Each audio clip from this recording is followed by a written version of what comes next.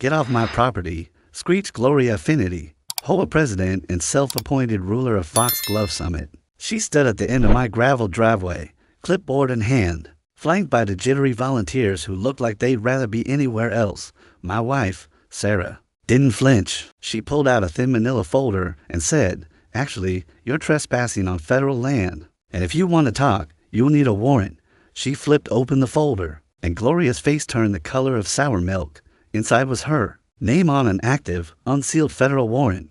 "I'm Elliot Grange, a quiet engineer who loves cold brew, Norwegian crime novels, and a piece of my self-built cabin." But peace doesn't last when an HOA dictator decides your composting toilet is her personal crusade. Stick around, this gets wild.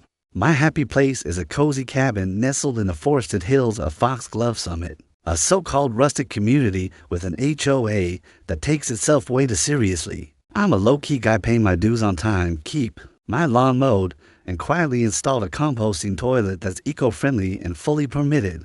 But that kind of serenity is like catnip to someone like Gloria Affinity, HOA president and spiritual heir to every petty tyrant in history. She once fined a neighbor for emotionally aggressive wind chimes. True story. Her latest obsession: mandatory cabin inspections under the guise of a rustic compliance initiative. I wasn't having it. It started innocently enough.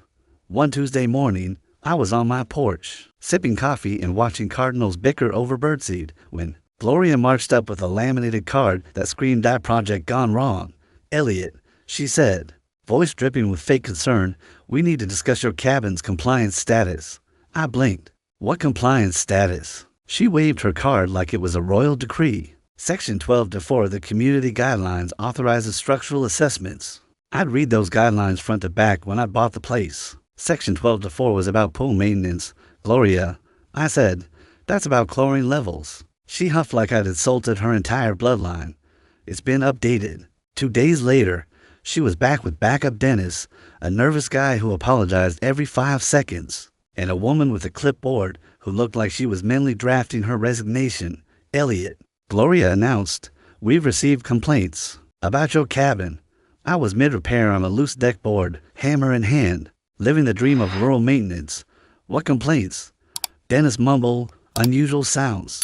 Gloria jumped in, hammering at odd hours, loud music, possible illegal construction. The hammering was me fixing the deck they were standing on. The music? Norwegian folk tunes at a volume that wouldn't wake a napping toddler. The illegal construction? A bird feeder I'd hung last month. But Gloria was just warming up. She pulled out her phone and started snapping photos of my cabin like she was auditioning for a true crime documentary. "Is this structure permitted?" she demanded, pointing at my fully legal, professionally inspected cabin. "Yes, Gloria, I showed you the permits last year." She ignored me, scribbling on her clipboard. "What about this composting toilet? Does it meet county standards?" The toilet had been installed by a licensed contractor and passed 3 inspections. "It's in the file," I said. She made a dramatic note. "We'll need to verify that." The clipboard woman whispered something to Dennis, who nodded like he was trying to disappear. I was starting to see why the last HOA president fled to Florida. Gloria's campaign didn't stop there. She escalated like a general waging war on my peaceful existence. She started interrogating my neighbors, knocking on doors and asking about suspicious activity. Mrs. Patterson, who lives across the trail, told me Gloria grilled her about strange smells and potential fire hazards. The smells? My morning coffee and the occasional grilled cheese. The fire hazards? My fireplace used for you. No fire. Then came the night visit.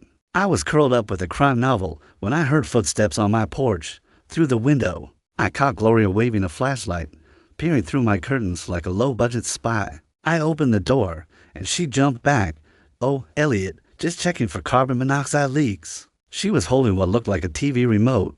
"Gloria, it's 9:30 at night." She straightened up. "Emergency inspections can happen anytime, under the new safety protocols." News to me, there were no new protocols. "What protocols?" She waved her fake device. "Approved at the last emergency board meeting." There'd been no such meeting. I read the minutes. The absurdity hit new heights when Gloria recruited her son, Trevor, for enhanced surveillance. Trevor, a 20-something who looked like he'd rather be gaming, set up a folding chair at the edge of my property and just sat there, binoculars in hand. I asked him what he was doing. Monitoring compliance activities. He mumbled. What does that mean? He pulled out a laminated sheet and read unauthorized modifications, improper waste disposal, and excessive bird attraction. My one bird feeder was now a federal crime in Gloria's world. I stared at this kid, watching my cabin like it might sprout wings. Trevor, what code violations? He shrugged. Mom says I need to watch. The breaking point came the following week. Gloria showed up unannounced, clipboard in one hand, bolt cutters in the other, with Dennis, the clipboard woman, and two new recruits who looked like they'd been roped in against their will. It was like a small army invading my driveway. Elliot, she barked. We need immediate access for a mandatory safety inspection. That's when Sarah stepped in, still in her U.S. Marshal Service work clothes, calm as ever. Ma'am, do you have a warrant? Gloria laughed, sharp and bitter. This is my jurisdiction. I don't need a warrant. Sarah didn't blink. She went inside, grabbed a manila folder she'd been holding onto for weeks, and came back. Actually, you're trespassing on federal property, and this, she opened the folder, this is an active federal warrant with your name on it. Here's the thing about Sarah.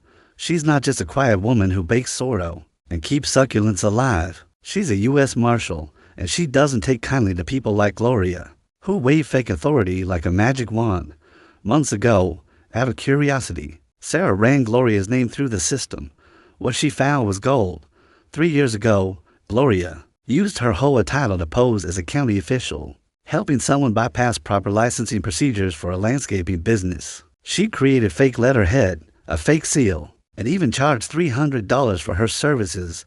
It was identity fraud, a federal felony. Sarah had submitted the evidence to a task force, and now the warrant was active. Gloria's transformation was instant. The whole dictator went from smug to stammering in seconds. I was helping the community. Her voice cracked. Sarah stayed cool, professional. Ma'am, you represented yourself as a county official to approve a contractor's license. That's a crime.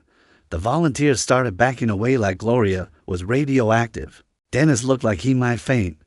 I was just helping Bob get his business started. Gloria pleaded. Sarah held up her phone and falsified government documents to do it. The bolt cutters hit the ground with a clang that echoed through the trees. Gloria tried to pivot. This is harassment. You're using your position to intimidate a volunteer. Sarah smiled. I'm off duty. This is a citizen's arrest based on an active warrant. She showed the paperwork. You have the right to remain silent. Gloria's face cycled through red, white, and a sickly green. You can't arrest me. I'm the HOA president. Sarah was already calling for backup. That's not a real position of authority, ma'am. Federal law trumps HOA bylaws. The next 20 minutes were chaos. Gloria alternated between demanding to speak to Sarah's supervisor and insisting it was all a misunderstanding. I never said I was a county official. But Sarah had the emails, signed Gloria Affinity, county licensing coordinator, a title that didn't exist. You created fake credentials and charged for it, Sarah said. Gloria's final defense. This is about my cabin inspections. She's retaliating. The sheriff, Deputy Collins, arrived and reviewed the warrant. Ma'am, this is from 3 years ago.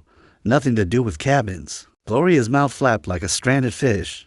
As the cuffs went on, she screamed about unconstitutional overreach and deep state compost toilets. I watched from my porch, coffee in hand, as 3 years of petty tyranny met its match. At the next HOA meeting, now live streamed due to popular demand, I gave a 3-minute talk titled Boundaries, Warrants, and Why You Leave Quiet Cabins. Alone, Sarah sat beside me, knitting a scarf that read BYOB, Bring Your Own Badge. Gloria's resignation was tearful and immediate. The new HOA president set a simple rule.